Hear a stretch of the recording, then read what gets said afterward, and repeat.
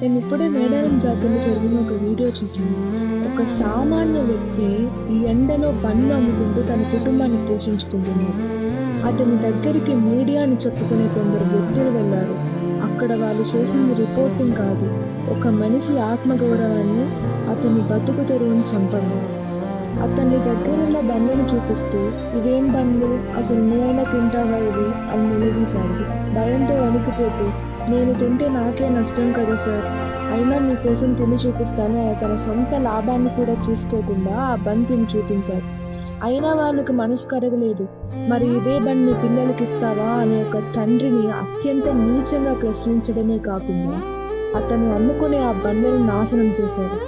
ఆ క్షణం ఆ తండ్రి కళ్ళలో తేలిన నీళ్లు చూస్తుంటే మనసు ముక్కలైపోయింది. మీరు కెమెరా ముందు మైక్ పట్టుకొని పెద్ద పెద్ద మాటలు మాట్లాడుతున్నారు కదా, ఒక్కరోజు అతని ప్లేస్లో ఉండి బన్ అమ్మి చూడండి, అప్పుడు తెలుస్తుంది ఆ బన్ వెనుకున్న కష్టం ఏంటో అని.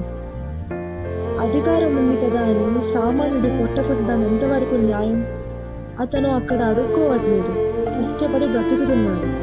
అతని కష్టాన్ని గౌరవించకపోయినా పర్వాలేదు, కానీ ఒక తండ్రిని తన పిల్లల ముందు దోషిలా నిలబెట్టి అతని నోటిగాడు కూడను లాక్కునే హక్కు మీకు ఎవరిచ్చారు?